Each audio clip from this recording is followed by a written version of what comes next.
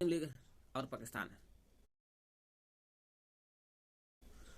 1857 का विद्रोह जब हुआ था, हिंदू और मुस्लिम दोनों मिल करके लड़े थे। और जब दोनों मिलकर लड़े तो अंग्रेजों ने इसको विद्रोह को मुसलमानों को उत्तरदायी ठहराया कि मुसलमान के चलते 1857 का विद्रोह हुआ है, और हिंदू को प्रोत्साहित किया था अंग्रेजों ने।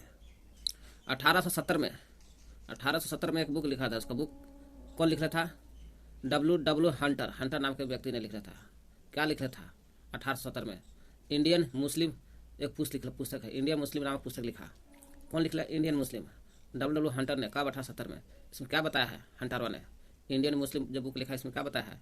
अंग्रेजों को मुसलमानों के प्रति नीति बदलने की सलाह दे गए थे। सर सैयद अहमद खान थे। अहमद खान जो थे मुसलमानों में आधुनिकता के समर्थक थे। कौन?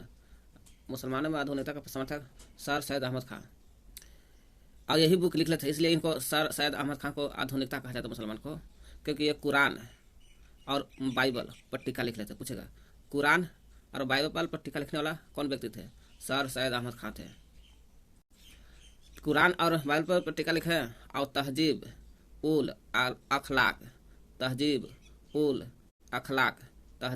अखलाक का मतलब होता है सभ्यता और नैतिकता, बुक भी लिख लेती है। फिर सर सैयद अहमद खान ने बुक कुरान और बाइबल पर टीका लिखा, तहजीब उल अखलाक यानी कि सभ्यता और नैतिकता का पत्रक भी लिखा, पत्रिका। और लिखा 1857 की क्रांति में ही भारतीय भाषा में लिख लेते हैं बुक असवाब बगावते हिंद बुक लिख लेता। असवात बगावते हिंद बुक लिख लेता सर सैयद अहमद का 1857 में। जब बुक लिख लेते हैं 1857 में असवाब बगावते हिंद, तो 57 के बाद 64 में सीधे 7 जोड़िए, इसमें 64 आ जाता है। तो 64 में साइंटिफिक एसोसिएशन का गठन किए थे। क्या चीज़ का गठन किया? 1864 में साइंटिफिक एसोसिएशन का गठन किया, साइंटिफिक एसोसिएशन।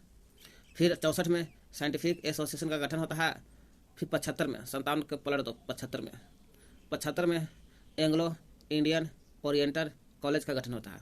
एंग्लो इंडियन है, ओरिएंटल का कॉलेज होता है। ओरिएंटल कॉलेज का गठन होता है 1875 में। और गठन करके यही एंग्लो इंडियन ओरिएंटल कॉलेज आज अलीगढ़ विश्वविद्यालय के नाम से जाना जाता है। इतना मुसलमान किए सर अहमद खान साहब। अहमद खान शुरू में देखा जाए तो राष्ट्रवादी मुसलमान थे। मुसलमान होते हुए भी अहमद खान ने बोला था हिंदू और मुसलमान के बारे में। हिंदू और मुसलमान जो है चिड़ियों की दो सुंदर आंखें हैं, चिड़िया के दो सुंदर आंखें। कौन बात बोला था? अहमद खान। इतना करते हुए भी, परंतु बाद में अलीगढ़ कॉलेज 1875 में बना था। इसका पहला नाम था एंग्लो इंडियन ओरिएंटल कॉलेज। यही अलीगढ़ कॉलेज के प्रिंसिपल थे कौन? थियोडोर बैंक प्रिंसिपल थे, और आर्च बोल्ड थे। दोनों ने संपर्क में आकर के अहमद खान को फिर है ना सांप्रदायिक हो जाता है। अहमद खान ने भी बात बोला था कि जब दो हिंदू मुस्लिम चिड़िया की दो आंखें हैं, इसलिए जमीन पर एक साथ रह भी नहीं सकते, दोनों लड़ते रहेंगे। फिर जब लड़ते रहेंगे तो अहमद खान ने भी बात बोला कि अंग्रेजों का समर्थक किए थे अहमद खान और कांग्रेस का विरोध किया। उन्होंने 1888 में अहमद खान ने फिर क्या किया? बनारस के राजा थे। कौन थे भाई बनारस के राजा? 1888 में राजा शिव प्रसाद के साथ मिल जाते हैं। और जब शिव प्रसाद के साथ मिल करके इंडियन पैट्रियाटिक एसोसिएशन का गठन करते, पूछ सकते हैं इंडियन पैट्रियाटिक एसोसिएशन का गठन किसने किया था? अहमद खान। किसके साथ मिलकर? शिव प्रसाद का। 1888 में इंडियन पैट्रियाटिक एसोसिएशन का गठन होता है। अलीगढ़ आंदोलन जब चला था ना, तो अलीगढ़ आंदोलन के विरोध में रूढ़िवादियों मुसलमानों ने 1867 ईस्वी में, कब? 1867 ईस्वी में संयुक्त प्रांत में सहारनपुर के, जाइएगा तो सहारनपुर गांव मिलता है, नहीं सहारनपुर जगह है शहर, वहीं देवबंद गांव है। देवबंद गांव में मोहम्मद कासिम के नेतृत्व में, मोहम्मद कासिम कौन थे? मोहम्मद कासिम के नेतृत्व में, तथा रशीद अहमद, कौन है? ये रशीद अहमद है, ठीक ना, कि रशीद अहमद गंगोही है, गंगोही के नेतृत्व में मदरसा दारुल उलूम, मदरसा का नाम है दारुल उलूम स्थापित किया। पूछे तो मदरसा दारुल उलूम का स्थापना 1867 में कहाँ? सहारनपुर के देवबंद गांव में। कौन किए थे? दारुल उलूम का स्थापना मोहम्मद कासिम और रशीद अहमद गंगोही के नेतृत्व में हुआ था। क्या? मदरसा दारुल उलूम का स्थापना हुआ था।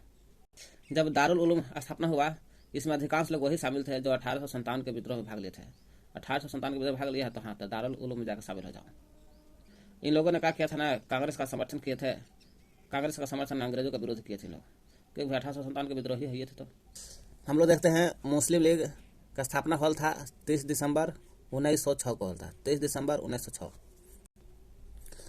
आगा खां का नेतृत्व में हॉल था मुस्लिम लीग का स्थापना। तो आगा का नेतृत्व में चल रहा था अक्टूबर 1906 में। अभी अक्टूबर में है, दिसंबर में नहीं, अक्टूबर में है। मुसलमानों को डेलीगेशन वसराय, उसमें कौन थे, डेलीगेशन वसराय है ना, मिंटो द्वितीय से शिमला में मिला। अब डेलीगेशन वसराय मिंटो द्वितीय था, यही मिंटो द्वितीय से मिलते हैं शिमला में। अपने प्रतिनिधित्व मंडल ने मुसलमानों के लिए राजनीतिक सुरक्षा की मांग कर लिया था, अक्टूबर में मांग किए थे।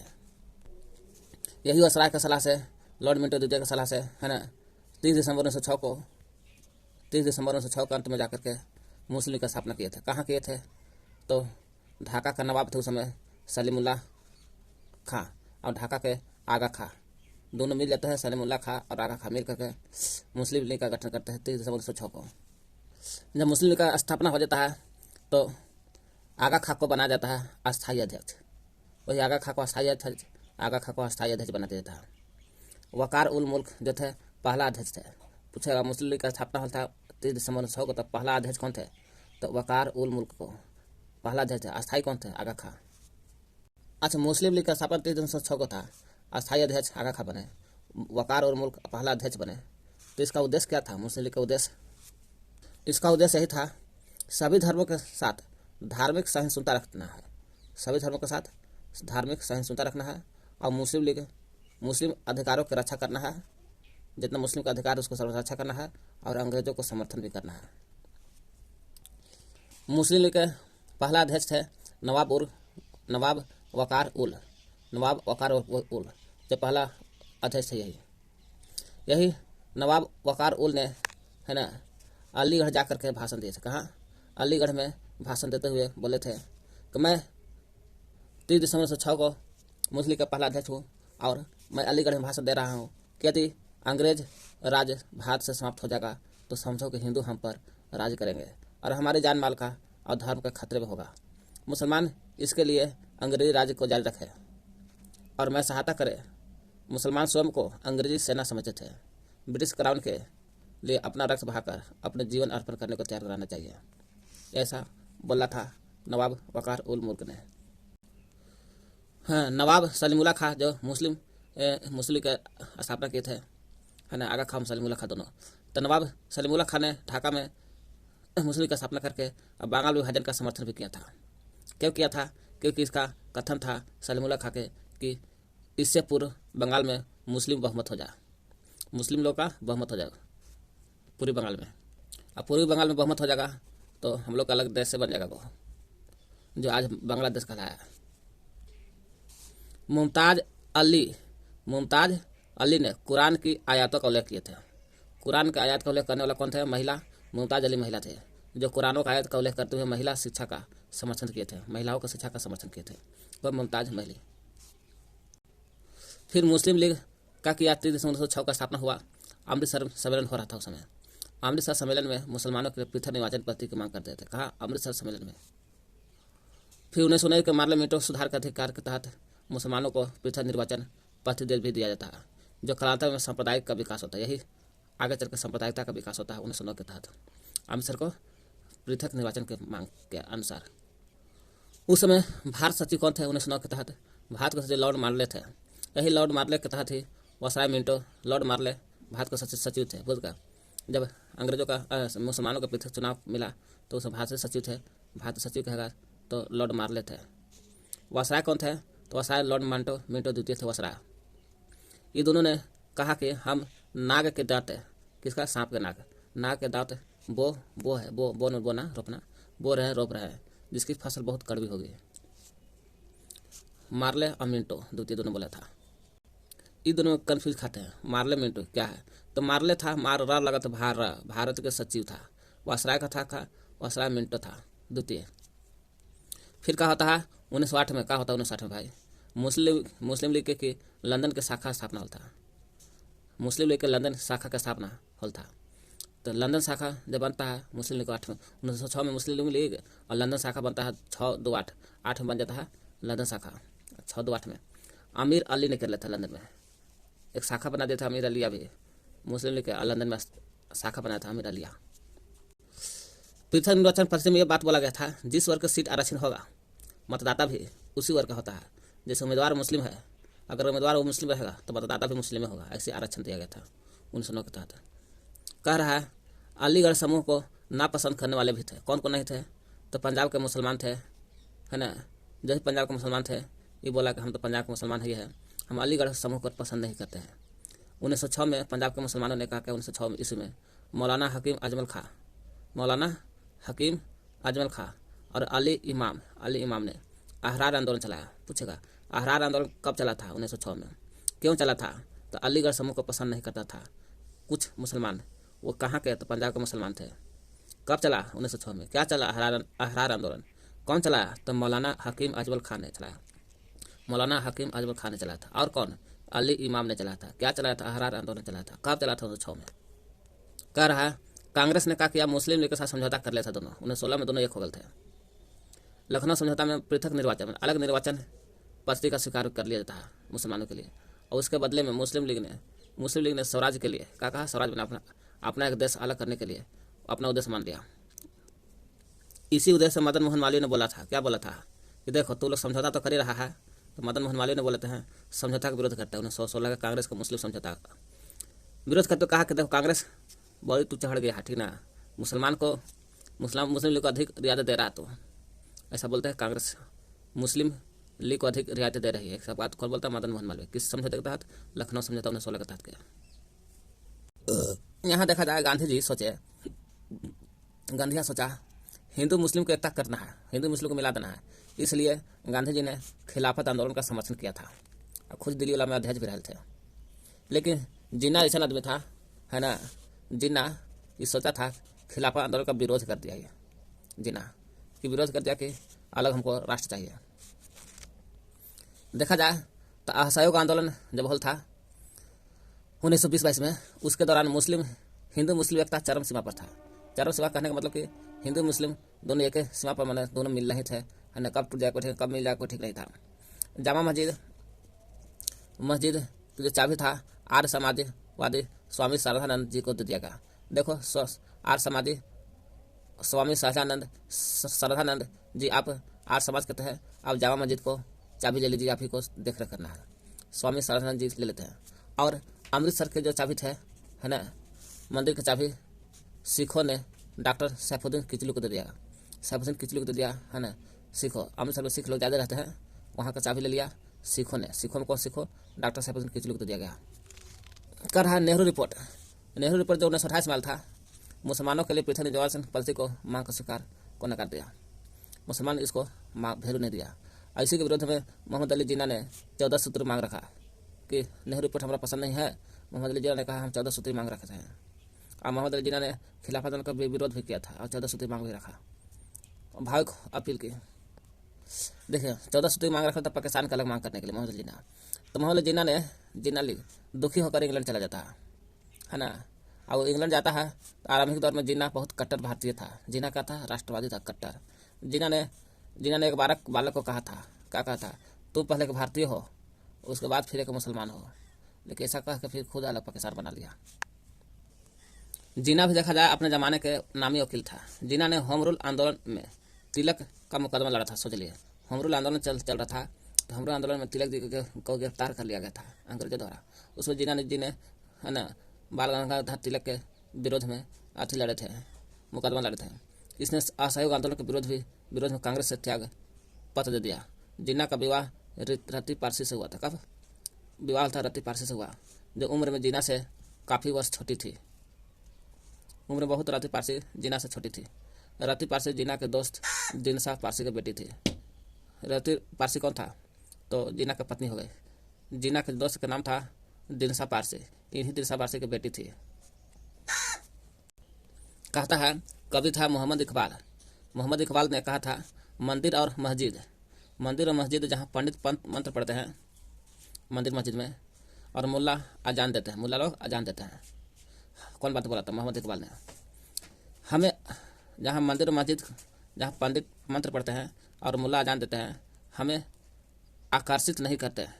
मैं ईश्वर अपने देश की मिट्टी में देखता हूँ।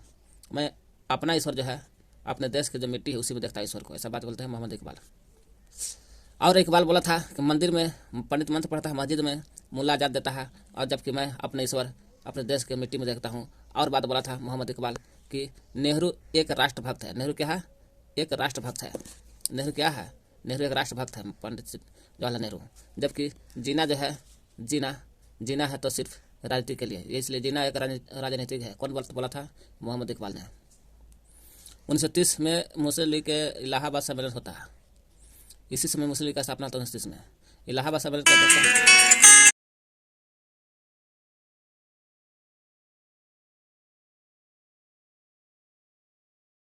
कवि इकबाल ने कहा था, तराना ए हिंद नामक ग्रंथ में सारे जहां से अच्छा हिंदुस्तान हमारा नाम के गीत लिख लेता। तो कवि के बारे में यहाँ बहुत अच्छा चीज दिखा है ना। कवि मोहम्मद इकबाल ने, है ना, नेहरू एक राष्ट्रभक्त है और जीना एक राजनीतिक, ये भी बात बोला है ना। मोहम्मद इकबाल ने भी बात बोला, मंदिर में पंडित पूजा करता है तो मस्जिद में मुल्ला अजान देते हैं, मुल्ला लोग अजान देते हैं। और मैं अपना ईश्वर अपने देश की मिट्टी में देखता हूँ, है ना। और नेहरू एक राष्ट्रभक्त है, जीना एक राजनीतिक है। 1930 में मुस्लिम लीग के इलाहाबाद सम्मेलन की अध्यक्षता करते हुए इकबाल ने इलाहाबाद के मुस्लिम लीग के अध्यक्ष किए थे 1930 में, और कहा कि मुसलमानों के लिए उत्तरी पश्चिम प्रांत में स्वायत्तता की मांग की, परंतु मांग कर लेता, परंतु यह प्रस्ताव गौरव गणपूर्ति के अभाव में पारित नहीं हो सका था। मोहम्मद इकबाल ने तराना ए हिंद नामक बुक लिखा था। इस बुक में बोलने था, तराना ए हिंद में सारे जहां से अच्छा हिंदुस्तान हमारा हमारा। मोहम्मद इकबाल। नवाब अब्दुल लतीफ खां को मुस्लिम पुनर्जागरण का पिता कहा जाता है। पूछेगा, मुस्लिम पुनर्जागरण का पिता, मुस्लिम पुनर्जागरण का पिता नवाब अब्दुल लतीफ खां को कहा जाता है। लतीफ खां को पिता कहा जाता है। नवाब अब्दुल लतीफ खां मुस्लिम पुनर्जागरण का पिता कहा जाता है।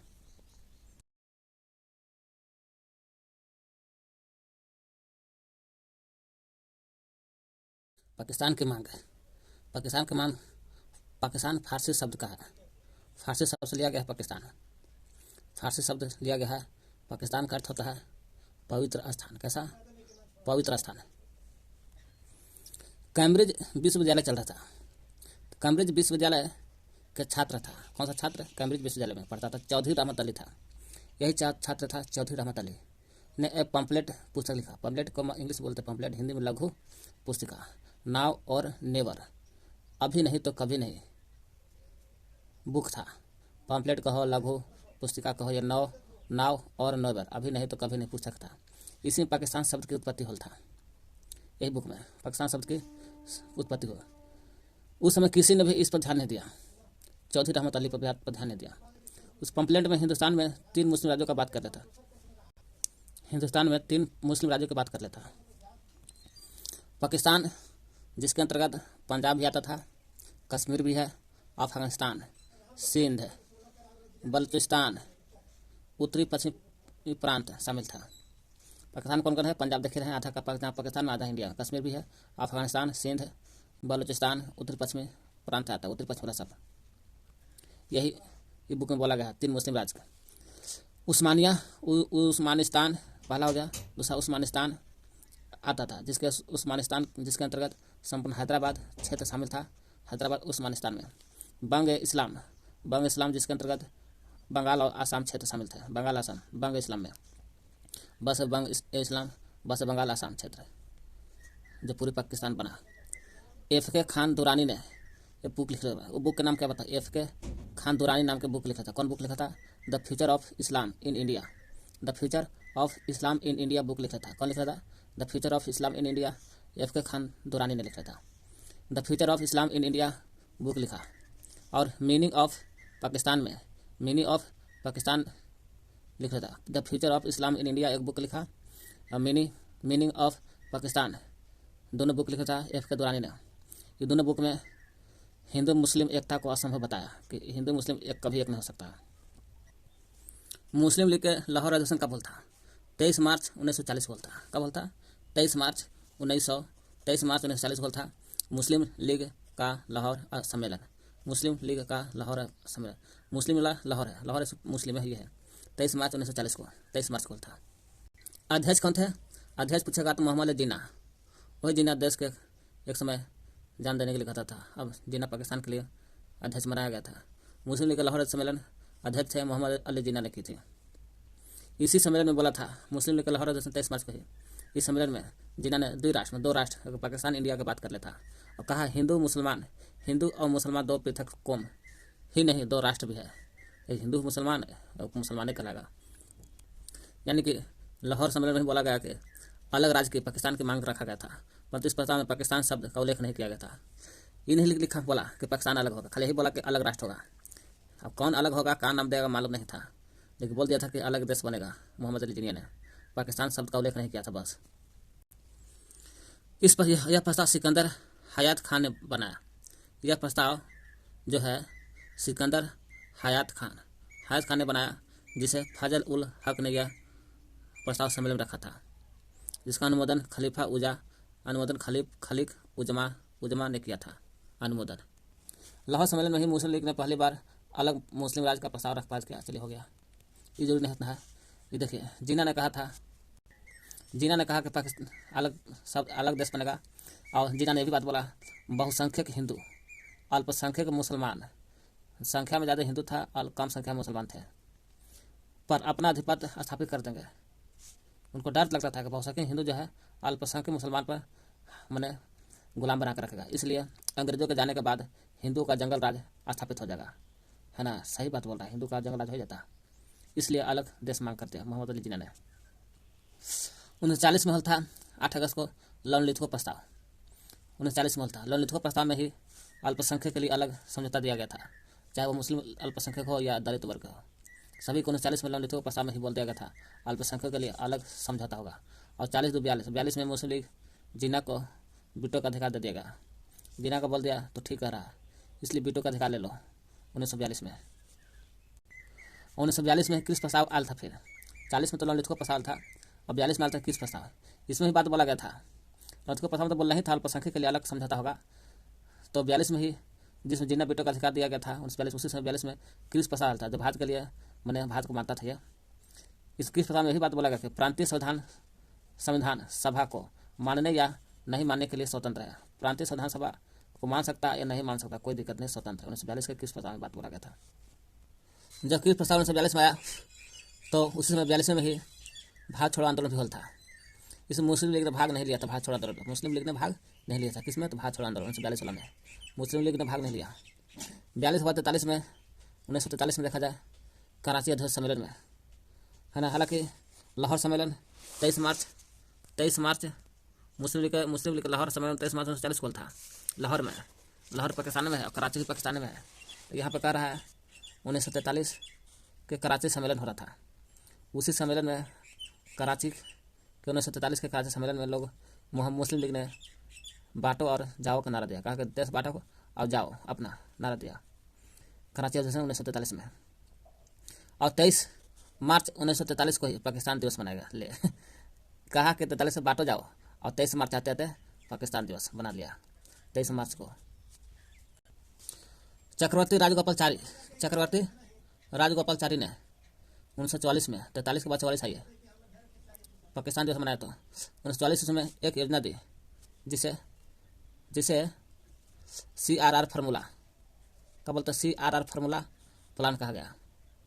कौन दिया था CRR फार्मूला? 1944 में दिया था। कौन दिया था? चक्रवर्ती राजगोपाल ने दिया था। इसके तहत कांग्रेस मुस्लिम लीग दोनों मिलकर आज़ादी प्राप्त करनी थी। इसके बाद मुस्लिम बहुत देख लीजिए जरूरी नहीं है। CRR फार्मूला को अस्वीकार कर देता है कांग्रेस ने CRR फार्मूला को स्वीकार कर दिया, जिसके तहत राजगोपाल जी ने कांग्रेस से त्याग पत्र दिया। 1945 ईस्वी में लियाकत अली खां 43 के बाद 45 आई है। 1945 में लियाकत अली खान और भोला भाई देसाई के मध्य दोनों के बीच लियाकत अली खान और भोला भाई देसाई के बीच मध्यवार्ता किसी भी नतीजे पर नहीं पहुंची। 1945 में ही कोई नतीजा नहीं निकला दोनों के बीच में, तो 45 में ही गांधी जी लगातार जिन्ना से मिलने उनके घर जाते थे कि ताकि देश का मुसलमानों के एकमात्र नेता तौर पर स्थापित हो गया। गांधी जी ने जिन्ना को कायदे आजम कहा। गांधी जी ने कहा जिन्ना को कायदे आजम को मोहम्मद अली जिन्ना को जाना जाता है। कौन बात बोला था? मोहम्मद अली जिन्ना को कायदे आजम कहा जाता है, गांधी बोला था। इस फॉर्मूले का तहत अंतिम सरकार कांग्रेस मुस्लिम के बीच मिलकर केंद्रीय विधानमंडल में बराबर सदस्य मदद करेंगे नहीं हो। वेबल योजना और शिमला सम्मेलन जून 1945 को। कुछ का वेबल योजना कब हल था? यह शिमला सम्मेलन कब हुआ था? तो बेवल और शिमला दोनों हुआ था जून 1945 में। उस समय भारत का सचिव था एमरी, लॉर्ड एमरी। 14 जून 1945 को कॉमन सभा का घोषणा कर था। लॉर्ड एमरी ने कर लिया था 14 जून को 1945 में ही, है ना, कॉमन सभा की घोषणा की। इसी कॉमन सभा के तहत बेवल वासराय था, उसमें बेवल, इसलिए बेवल था, बेवल वासराय था।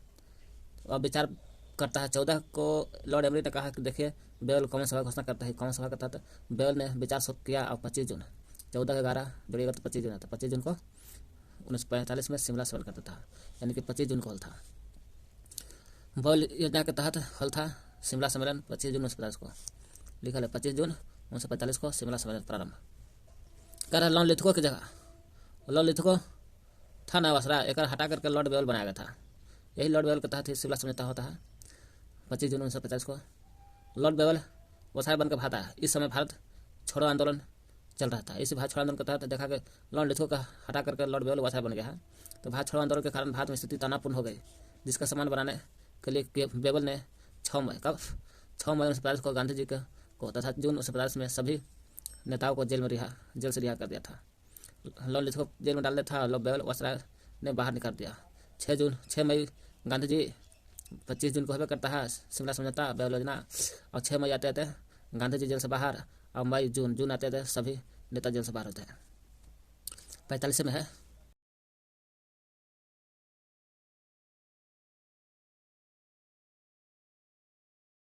हम लोग देखते हैं आज़ाद हिंद फौज और लाल किला का मुकदमा के बारे में देखते हैं। जब त्रिपुरी संकट खत्म हो गया था ना, त्रिपुरी संकट, यही त्रिपुरी संकट के बाद सुभाष चंद्र बोस ने किया था क्या, मई में 1 मई 1939 को फॉरवर्ड ब्लॉक की स्थापना, क्या जगह फॉरवर्ड ब्लॉक की स्थापना सुभाष चंद्र बोस का गठन ने किया। अंग्रेजों ने सुभाष चंद्र बोस को कलकत्ता में नज़रबंद करके रख लिया था। कहाँ रखा था? कलकत्ता में नज़रबंद करके रखा था। इसलिए सुभाष चंद्र बोस ने लिखा था कि मुझे रिहा कर दिया जाए, वरना मैं जीवित रहने से इनकार कर दूंगा, यानी मर जाऊंगा मैं। कह रहा है घर में नज़रबंदी कर दिया गया था कलकत्ता में। उसी के दौरान बोले थे मुझे रिहा कर दिया जाए, नहीं मैं जीवित नहीं रहूँगा। तो उसी के दौरान जनवरी 1942 में, है ना, जनवरी 1942 में 39 में फॉरवर्ड ब्लॉक के गठन कर लेते हैं। जनवरी 1942 में सुभाष चंद्र बोस ने भेष बदल लिया। कब? जनवरी 1942 में घर में नज़रबंदी रहते हुए भेष बदलता है। भेष बदल के जनवरी 1942 में सुभाष चंद्र बोस ने भेष बदल कर जियाउद्दीन के नाम से अफगानिस्तानी होते हुए मास्को और फिर जर्मनी पहुंच जाता है। कैसे जाता है? जियाउद्दीन के नाम से जाता है। हम क्या है? तो अब सुभाष चंद्र बोस ने क्या है? तो जियाउद्दीन है, मैं जियाउद्दीन हूँ, जियाउद्दीन। इसी के नाम से अफगानिस्तान पहुँचते हैं, फिर मास्को चल जाता है। मास्को फिर जर्मनी जाता है, और जर्मनी के उस समय थे हिटलर, तानाशाह चल रहा था जर्मनी में। देखा मास्को फिर जर्मनी आ गया, तो हिटलर ने सुभाष चंद्र को बहुत इन्हें नेताजी कहा। हिटलर ने कहला था सुभाष चंद्र बोस का नेताजी सुभाष चंद्र बोस को कहा जाता है। कौन कहा था? हिटलर ने कहा। और सुभाष ने हिटलर को कहा जय हिंद। सुभाष चंद्र बोस ने रेडियो बर्लिन से, कौन सा रेडियो बर्लिन से देश को समझ किए थे। रेडियो बर्लिन से देश को समझ किए थे कि नहीं किए थे। फिर क्या होता है? 1 सितंबर 1942 को 42 में ही पहुंचता है मास्को, होता है अफगानिस्तान होते हुए पास को हिटलर जर्मनी पहुंचता है। उसी समय कैप्टन मोहन सिंह ने किया था 1 सितंबर 1942 में। कैप्टन मोहन सिंह ने रास बिहारी बोस की सहायता लेता है। किसके बोस? रास बिहारी बोस की सहायता लेकर के इंडियन इंडिपेंडेंस लीग का गठन करते हैं। पूछेगा इंडियन इंडिपेंडेंस लीग का गठन कब होता है? तो 1 सितंबर 1942 को। कौन किया था? कैप्टन मोहन सिंह। कैसे किया था? रास बिहारी बोस की सहायता लेकर के। क्या किए थे? तो 1 सितंबर 1942 को इंडियन इंडिपेंडेंस लीग का गठन किया। इसमें वही लोग सदस्य बने थे जो विश्व युद्ध में अंग्रेजों की ओर लड़े थे, और जर्मनी जापान द्वारा युद्धबंदी बना लिए गए थे। इसके गठन का विचार सबसे पहले मलाया में आया था। मलाया में सर्वप्रथम मलाया में आया था विचार। सुभाष चंद्र बोस जर्मनी से जापान पहुंचते हैं। जर्मनी में तो हिटलर नहीं सो नेताजी कही दिए, फिर जापान पहुंचते हैं। जापान नेता ताजो से मुलाकात किया। वहाँ जापानी का नेता था ताजो। एक ताजो से मुलाकात करते हैं, है ना, जापानी नेता ताजो से मुलाकात करके सुभाष चंद्र बोस ने अक्टूबर 1943 में फिर चल जाता सिंगापुर में, है ना। कहाँ से? अफगानिस्तान, मास्को से जर्मनी, जर्मनी से ताजो, जापान, ताजो से मुलाकात करके फिर अक्टूबर 1943 में 43 में सिंगापुर जाते हैं। सिंगापुर में पहुंचने के बाद Subhash Chandra Bose Indian independence league का नेतृत्व संभाल लेते हैं। कहने का मतलब इंडियन इंडिपेंडेंस लीग का नेतृत्व संभालता है कौन? सुभाष चंद्र बोस। और गठन कर लेता कौन? इंडियन इंडिपेंडेंस लीग का गठन 1 सितंबर 1942 कैप्टन मोहन सिंह और रास बिहारी बोस ने किया था। और नेतृत्व संभालते हैं 43 में, साल भर के बाद सिंगापुर में इंडियन इंडिपेंडेंस लीग का गठन का नेतृत्व संभाले। और इसका नाम रख दिया इंडियन इंडिपेंडेंस लीग का नाम, इसका नाम रख दिया INA, आज़ाद हिंद फौज। आज़ाद हिंद फौज INA का नेता सुभाष चंद्र बोस थे। गठन कर लेते कैप्टन मोहन सिंह और रास बिहारी बोस ने। INA में चार बटालियन को रखा गया था। 4 बटालियन कौन? गांधी बटालियन पहला, दूसरा सुभाष बटालियन, तीसरा नेहरू बटालियन, फिर रानी लक्ष्मीबाई बटालियन चौथा हो गया। गांधी, सुभाष, नेहरू, रानी लक्ष्मीबाई बटालियन कहा गया। INA का स्लोगन चिन्ह क्या था? स्लोगन इत्तेफाक एतमाद कुर्बानी। इत्तेफाक एतमाद कुर्बानी स्लोगन है INA का। फिर जब अक्टूबर 1943 में सिंगापुर में इंडियन इंडिपेंडेंस लीग का नेतृत्व करने लगते हैं और नाम चेंज करके INA रख दिया। आज़ाद हिंद फौज का गठन करने नेता कौन थे? सुभाष चंद्र बोस। वही समय 21 अक्टूबर 1943 को सिंगापुर में फिर क्या करते हैं? अस्थायी सरकार, अस्थायी नहीं है, अस्थायी सरकार का गठन करते हैं। सुभाष चंद्र बोस करते हैं सिंगापुर में अस्थायी सरकार का गठन किया। सिंगापुर और रंगून इसका मुख्यालय बनाएगा। सिंगापुर में अस्थायी सरकार का जो गठन होता है, यह अस्थायी सरकार का गठन कब होता है? 21 अक्टूबर को होता है 43 में। इसका अस्थायी सरकार का गठन कौन किया? सुभाष चंद्र बोस। इसका मुख्यालय कहाँ था? तो सिंगापुर में किया था, इसलिए सिंगापुर और रंगून इसका मुख्यालय। बर्मा का रंगून था। इस सरकार को जर्मनी और जर्मनी में हिटलर से मिले थे, नेताजी बोले थे, जापान के ताजों से मिले थे। जर्मनी जापान सहित 9 देशों से मान्यता दी गई थी और 9 देश मिल करके अस्थायी सरकार का गठन किए थे, तब मिल किए थे। फिर अक्टूबर में करते हैं अस्थायी सरकार का गठन।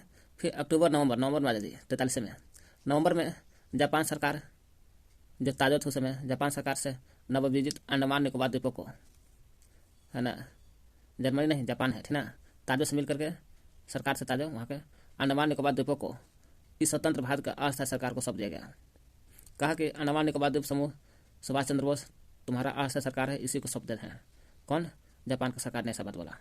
और सुभाष ने इसका नाम रख दिया शहीद और स्वराज। किसको? अंडमान निकोबार द्वीप को शहीद और स्वराज नाम रख दिया सुभाष चंद्र बोस ने। सुभाष चंद्र बोस ने तुम मुझे खून दो मैं तुझे आजादी दूंगा का नारा दिया और दिल्ली चलो का नारा दिया था। रविन्द्रनाथ टैगोर ने सुभाष चंद्र बोस को देश नायक कहा और महात्मा गांधी ने देशभक्त कहा और हिटलर ने कहा नेताजी। रविन्द्रनाथ टैगोर क्या बोलते हैं? टैगोरा बोलते हैं देश नायक, महात्मा गांधी बोलता है देशभक्त। सुभाष चंद्र बोस ने रंगून रेडियो से बोलते हुए गांधी जी को राष्ट्रपिता कहा था। रंगून रेडियो से बोल करके राष्ट्रपिता बोले थे, सुभाष चंद्र बोस बोले था, है ना। रंगून रेडियो से राष्ट्रपिता कहते थे। अब बर्लिन रेडियो का प्रसारण किए थे सुभाष चंद्र बोस और रंगून रेडियो से बोले थे राष्ट्रपिता महात्मा गांधी को।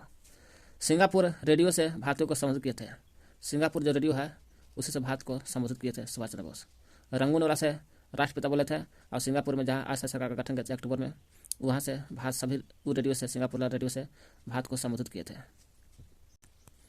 और सुभाष चंद्र बोस ने बोला कि जब सिंगापुर से भारतीयों को संबोधित कर दिए हैं रेडियो से, तो राष्ट्रवादों को, है ना, राष्ट्रवाद क्या है? ये राष्ट्रवाद है, ठीक ना।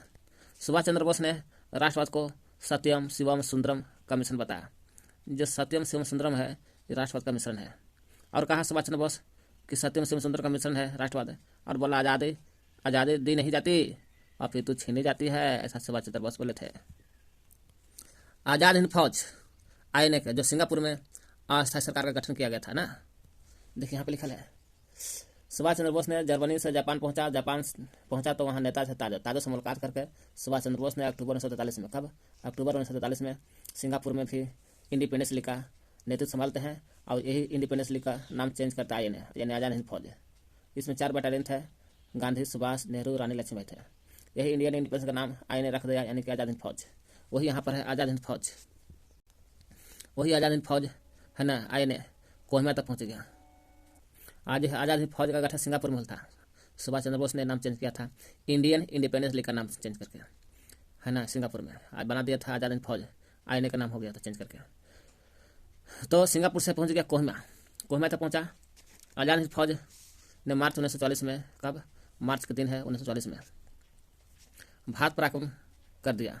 आज़ाद हिंद फौज ने भारत पराक्रम करके 1940 तक ईस्वी तक देखा जाए यह स्वतंत्र भारत के भूमि पर पहुंच गया। स्वतंत्र देश हो गया था 40 में, असम पहुंचता। फिर कोहिमा से नागालैंड की तरह से कोहिमा से असम असम पहुंचता है। असम में कोहिमा पर दोनों जगह पहुंचता है। पहुंच करके है ना तिरंगा के झंडा गाड़ देता है। परंतु विश्व युद्ध में जापान हार गया था। प्रथम विश्व युद्ध में जापान हार गया था। द्वितीय विश्व युद्ध में जापान अमेरिका से हार गया था, जिससे आईएनए सैनिकों ने आत्मसमर्पण करने पड़ गया अंत में कि जापान हार गया तो क्या करोगे। जापान का सैनिक तो साथ दे रहा था इसको, इंडिया के। फिर क्या कहता, सुभाष चंद्र बोस ने सिंगापुर से जापान की ओर चल दिए। सिंगापुर में तो कर रहे थे आईएनए से आज़ाद फौज का गठन। फिर भारत में आ गए 44 में, कोहिमा असम में। फिर सिंगापुर से फिर जाते हैं सिंगापुर से फिर जापान को चल दिए। कह चल देते हैं, हार जाता है तब फिर जापान तब जाता है। और कहा जाता है कि एक हवाई दुर्घटना में जो सिंगापुर से फिर जापान जा रहे थे है ना, तो हवाई दुर्घटना में 18 अगस्त 1945 को सुभाष चंद्र बोस का निधन हो जाता है। हवाई दुर्घटना में 18 अगस्त को 1945 में। 44 में तो भारत करते हैं और झंडा काट देते हैं असम को। फिर 45 में सिंगापुर से जापान जा रहे थे। 18 अगस्त में हवाई जहाज में दुर्घटना हो जाता है। इसकी जांच के लिए 3 आयोग का गठन किया गया था कि सुभाष चंद्र बोस को कैसे दुर्घटना हुआ सर। वो तीनों आयोग का नाम है शाहनवाज आयोग, फिर खोसला आयोग, खोसला मुखर्जी आयोग, शाहनवाज खोसला मुखर्जी आयोग का गठन किया था। सुभाष चंद्र बोस के जीवनी देखा जाए तो स्प्रिंग टाइगर क्या है, स्प्रिंगिंग टाइगर के नाम से जाना जाता है। नाम से ह्यूज टॉय द्वारा लिखा गया था। पूछेगा सुभाष चंद्र बोस के जीवनी पढ़ना तो कहाँ देखेंगे, तो स्प्रिंग टाइगर में देखना होगा। कौन सा टाइगर में, स्प्रिंग टाइगर में। कौन लिख रहा था बुक, तो लिखा है ह्यूज टॉय ने लिखा था, जो सुभाष चंद्र बोस की जीवनी है ह्यूज टॉय द्वारा। Subhash Chandra Bose Indian struggle 1935-42 book तक पुस्तक लिख रहे थे। पूछेगा सुभाष चंद्र बोस इंडियन स्ट्रगल 1935 में बुक लिख रहे थे नहीं, हाँ 35-42 में लिख रहे थे इंडियन स्ट्रगल। 45 नंबर गए थे 18 अगस्त को। सुभाष इंडियन स्ट्रगल 1935 में बुक लिख रहे थे सुभाष चंद्र बोस। और सुभाष चंद्र बोस ने कांग्रेस के 1928 में कलकत्ता अधिवेशन में विषय समिति में नेहरू रिपोर्ट को डोमिनियन स्टेट के प्रस्ताव को विरोध भी किए थे। 1928 में जो कलकत्ता अधिवेशन चल रहा था उसी समय डोमिनियन स्टेट नेहरू रिपोर्ट के जो था 1928 में नेहरू रिपोर्ट आया था और कलकत्ता अधिवेशन में डोमिनियन स्टेट के प्रस्ताव को विरोध कर दिए थे सुभाष चंद्र बोस।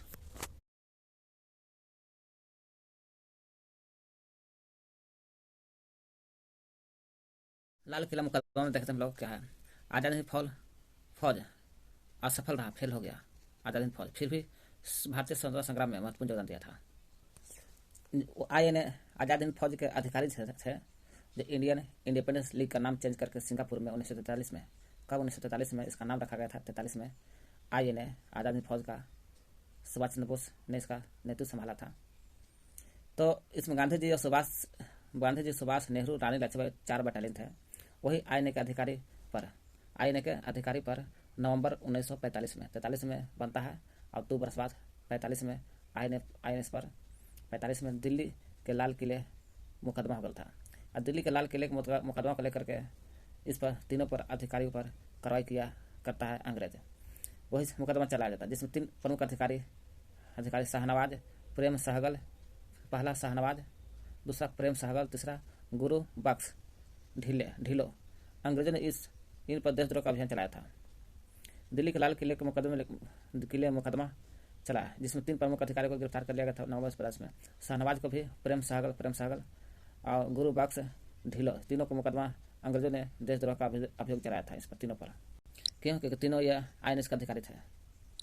कांग्रेस ने कहा कि तीनों को बचाना है, एक ही रास्ता है, शाहनवाज प्रेम सहगल गुरु बख्श ढिलो को बचाना है तो एक ही है आईएनए। वही आईएनए रक्षा समिति का गठन करता है। इस रक्षा समिति के तहत बचा सकता तीनों को, जिसमें इसके अध्यक्ष कौन थे, भोला भाई अध्यक्ष थे है ना। तेज बहादुर सप्रू भी थे। अरुणा आसफ अली वही जो तिरंगा झंडा गाड़ देता है ना जब सब गिरफ्तार होते तो है ना। अरुणा आसफ अली, कैलाश काटजू, पंडित जवाहरलाल नेहरू, ये सब थे आईएनए रक्षा समिति के अध्यक्ष। मूल रूप से काटजू था है ना। आईएनए रक्षा समिति का अध्यक्ष मूल रूप से थे काटजू को बनाया था मूल रूप से अध्यक्ष। परंतु बीमार हो जाने के बाद भोला भाई देसाई को अध्यक्ष बनाया जाता है। कहने का मतलब हुआ जब तीनों को गिरफ्तार कर लिया जाता है तो इसका अध्यक्ष भोला भाई बनाया था। हालांकि पहले काटजू के थे अध्यक्ष, कैलाश काटजू को अध्यक्ष बनाया गया था। जब बीमार पड़ जाते हैं तब भोला भाई देसाई को अध्यक्ष बनाया जाता है आईएनए के। तेज बहादुर सप्रू भी थे, अरुण आसफ अली भी थे इसके बचाव में। और साथ में पंडित जवाहरलाल नेहरू भी थे। लेकिन पंडित जवाहरलाल नेहरू थे इस मुकदमे को, कौन मुकदमा, जो लाल किला मुकदमा पर तीनों पर शाहनवाज प्रेम सहगल गुरु बख्श ढीला तीनों के मुकदमे को यानी कि लाल किला मुकदमे को लड़ने के लिए 25 वर्ष बाद अदालत में गए थे। 25 वर्ष बाद गए थे अदालत। इतना हराम खोर जाना चाहिए तुरंत। 25 वर्ष बाद हो गया था। 25 वर्ष बाद हो गया तो अदालत ने तब तक इनको फांसी की सज़ा सुना दिया था, परंतु वह शायद बेवल था उसमें, लॉर्ड बेवल था उसमें। वो शायद इनको थोड़ा सा दया लगा तो कहा कि फांसी नहीं, जिनको आजीवन करार दे देते हैं। आज़ाद हिंद फौज दिवस कब मनाया जाता है? 12 नवंबर 1945 को मनाया जाता है। आज़ाद हिंद फौज दिवस 12 नवंबर 1945 को, 12 नवंबर को याद करना डेट, जिसमें 45 को सबको गिरफ्तार कर लिया जाता तीनों के। आज़ाद हिंद फौज INA दिवस 12 नवंबर 1945 को। लेकिन गठन कब हुआ था?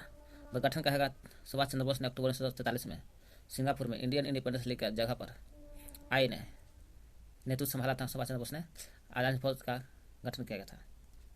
इंडियन इंडिपेंडेंस लीग का गठन कब हुआ था? 42 में होता है। 1 सितंबर पर कैप्टन मोहन सिंह और रास बिहारी बोस ने किया था। इंडियन इंडिपेंडेंस लीग का गठन किया था। शाही नौसेना विद्रोह, तो शाही नौसेना विद्रोह 18 फरवरी को हुआ था। कब? 18 फरवरी 1946 को हुआ था। 18 फरवरी 1946 को, 1946 बम्बई में हुआ था। बम्बई में HMIS तलवार के, HMIS के तलवार के 1100 नाविकों ने, कितने 1100 नाविकों ने नस्लीय भेदभाव भोजन के बाद पूर्ण खिलाफ हड़ताल कर लिया था। नस्लियों के भेदभाव से नौसेना विद्रोह था। 1100 नाविकों ने किया था। नाविक BC दत्त थे। 1100 नाविक थे ने विद्रोह किए थे। 1100 में से नाविक BC दत्त को लेकर INS तलवार पर, किस तलवार पर? INS, एवं INA होता है तो आज़ाद हिंद फौज कहते हैं इसको। ये INA नहीं, एस है यहाँ एक जगह पर। INS तलवार पर विद्रोह हो गया। BC दत्त को लेकर के INS तलवार पर विद्रोह हो गया। जब विद्रोह हो जाए इन पर तो इसके पक्ष में, यानी कि INS के तलवार के पक्ष में बम्बई में मजदूरों ने हड़ताल कर दी। BC दत्त के पक्ष में होना चाहिए। बम्बई में मजदूरों ने हड़ताल कर दी।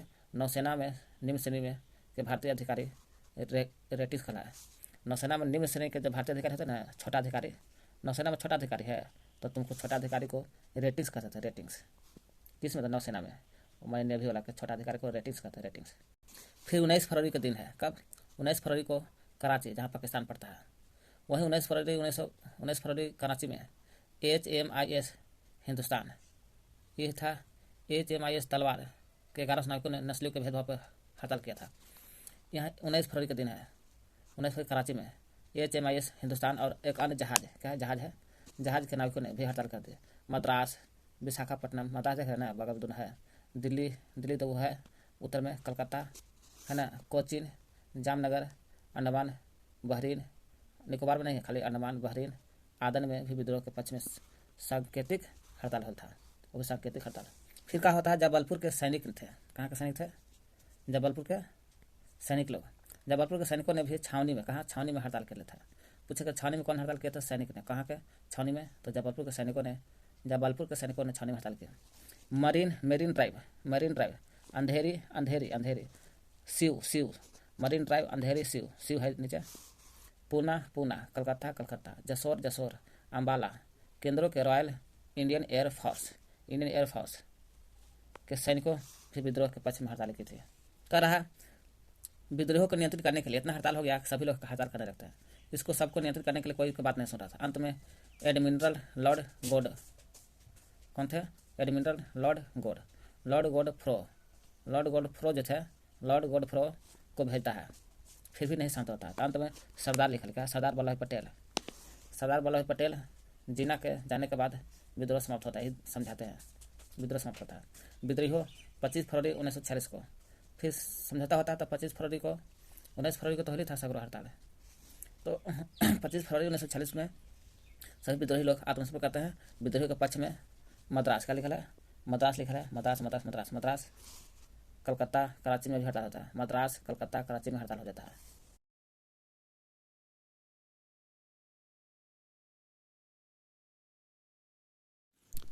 कैबिनेट मिशन 1946 में होता है। कब? 1946 में।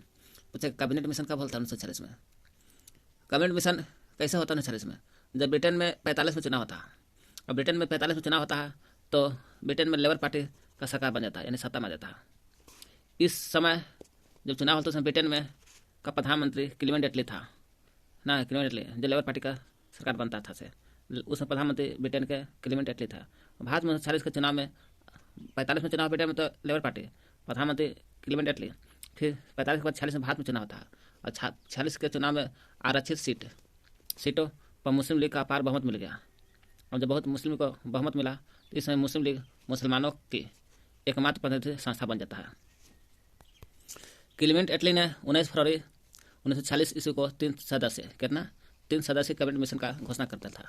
कैबिनेट मिशन 46 क्लीमेंट एटली द्वारा बनाया गया था। जो 3 सदस्य था वही कह रहा है।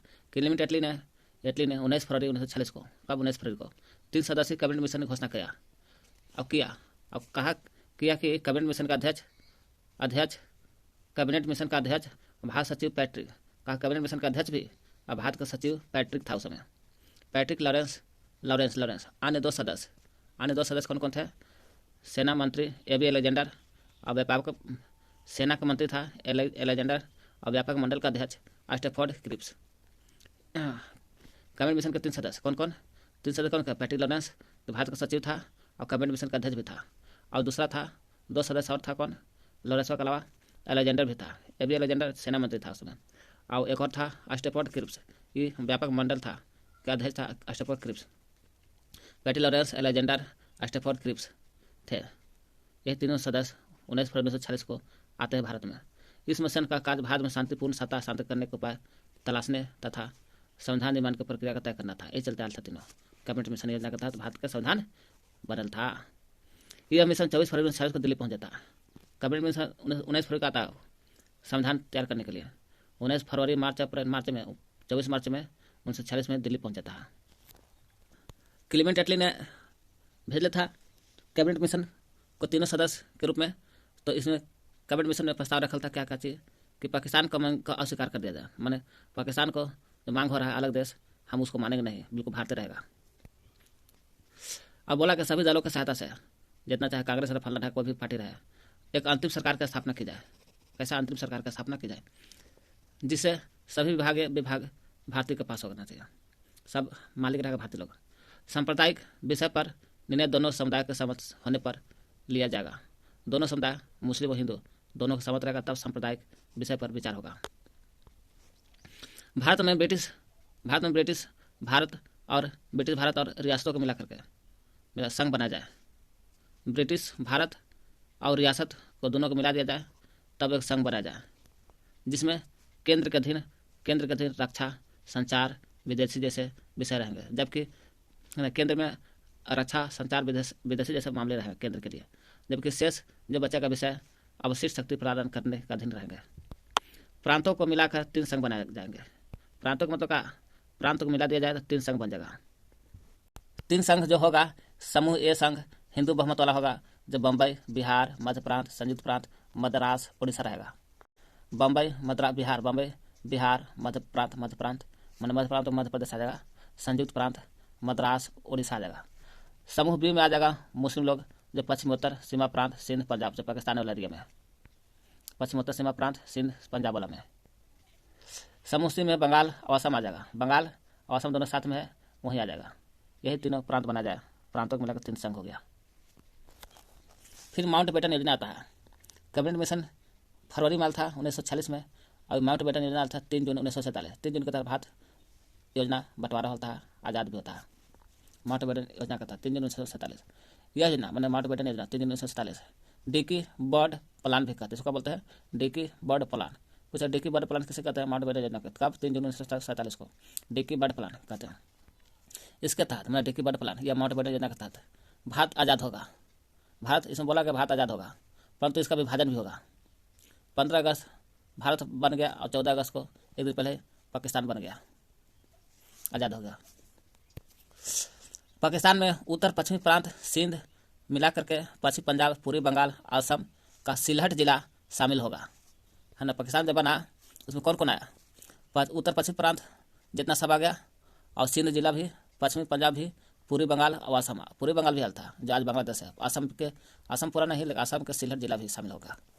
असम के सिलहट जिला, असम है नहीं, असम के सिलहट जिला शामिल था बांग्लादेश में, है ना। बाकी इधर सब था, इधर उत्तरी पश्चिमी प्रांत सब है ना, पंजाब इधर सब है।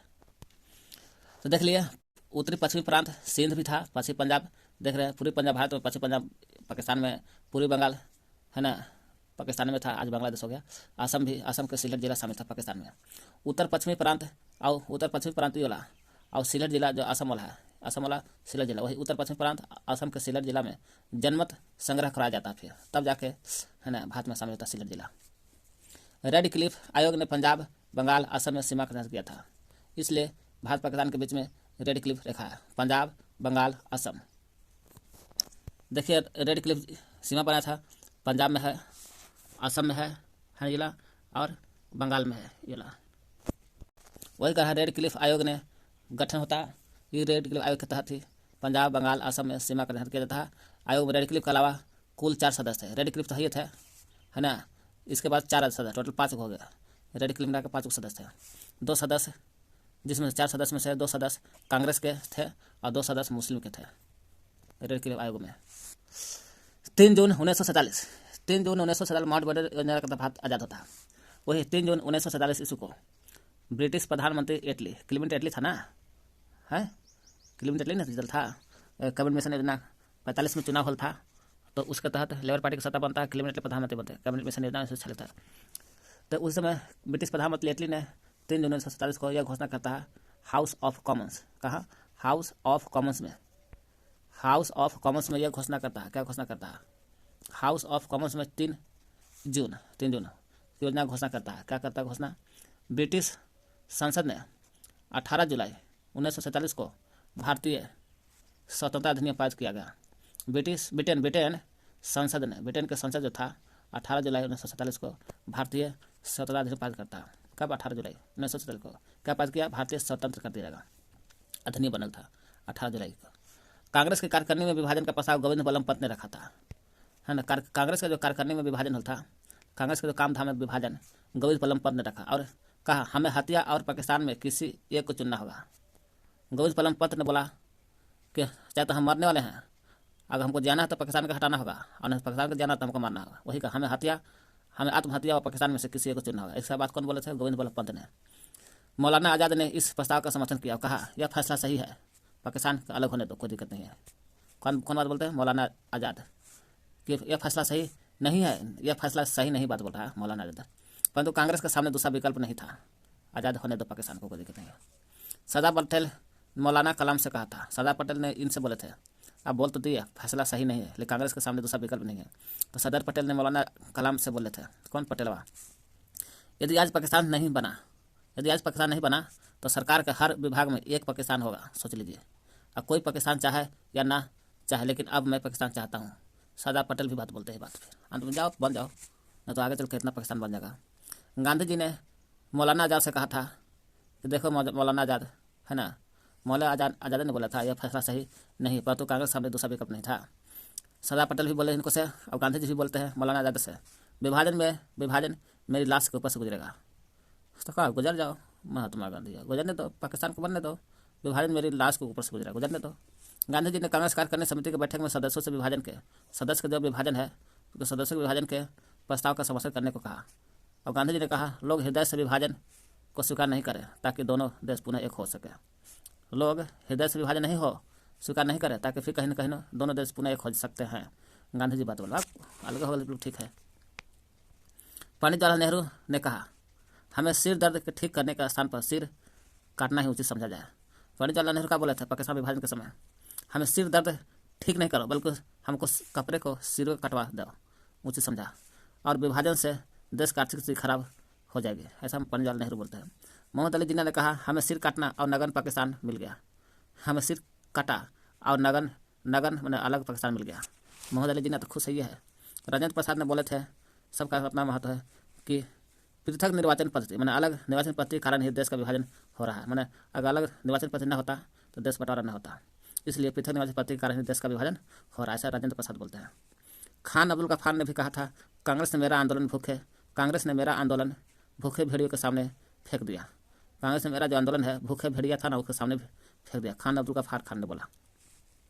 उत्तर पश्चिमी प्रांत सिलेट जिला जो असम के है जो पाकिस्तान में मिल गया था, जन्म संरक्षण का प्रस्ताव बीपी मेनन ने किया था। पूछा उत्तर पश्चिमी प्रांत जो है सिलेट जिला दोनों में जन्म संग्रह हॉल था, तो जन्म संरक्षण का प्रस्ताव कौन रख ले था? तो बीपी मेनन ने किया था, बीपी मेनन। देश की आज़ादी का समारोह 14 अगस्त पाकिस्तान के रात को दिल्ली में हुआ। देश की आज़ादी का समारोह कहाँ होता है? 14 अगस्त को होता पाकिस्तान के लिए, और रात को दिल्ली में होता, जिसमें नेहरू ने प्रसिद्ध भाषण नियति के साथ भेंट दिया, है ना। पंडित नेहरू ने भाषण दिया, नियति के साथ भेंट दिया पंडित जवाहरलाल नेहरू ने नियति के साथ। इसी समय हिंदुस्तान हमारा और जन गण मन एम.एस. सुब्बालक्ष्मी ने गाया था कि हिंदुस्तान हमारा है और जन गण मन एम.एस. सुब्बालक्ष्मी ने गाया था। लॉर्ड माउंटबेटन हिंदुस्तान हमारा और जन गण मन एम.एस. सुब्बालक्ष्मी ने याद कर लेना ना, हिंदुस्तान हमारा जन गण मन ये सुब्बालक्ष्मी ने गाया था। लॉर्ड माउंटबेटन ने भारत विभाजन 15 अगस्त को ही निश्चित किया था, क्योंकि 15 अगस्त को निश्चित किया था भारत विभाजन हो जाना चाहिए। माउंटबेटन योजना के तहत ही मेरा देश आज़ाद भी होता है और विभाजन भी होता है। 15 अगस्त को ही निश्चित किया गया विभाजन, क्योंकि 15 अगस्त 1945 को जापान ने लॉर्ड माउंटबेटन के सामने आत्मसमर्पण कर दिया था। इसलिए कहा था लॉर्ड माउंटबेटन के सामने जापान क्यों रखा था 15 अगस्त को विभाजन, 15 अगस्त को, क्योंकि 15 अगस्त के 1945 में जापान ने अमेरिका को भी आत्मसमर्पण किया था और लॉर्ड माउंटबेटन इंग्लैंड के सामने भी आत्मसमर्पण किया था द्वितीय विश्व के समय, इसलिए 15 अगस्त को रखा था। माउंटबेटन द्वितीय विश्व युद्ध में दक्षिण एशिया में द्वितीय विश्व युद्ध हो रहा था, दक्षिण एशिया में मित्र राष्ट्रों के कमांडर इन चीफ सेनापति था। दक्षिण एशिया में मित्र राष्ट्र कमांडर कौन था उस समय? माउंटबेटन था। और कैसा था कमांडर इन चीफ सेनापति था। माउंटबेटन ने अपने जीत का यादगार बनाने के लिए 15 अगस्त का दिन चुन लिया था। सो जितना दिमाग लगा लेता।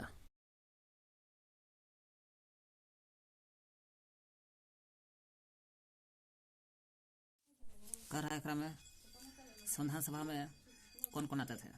तो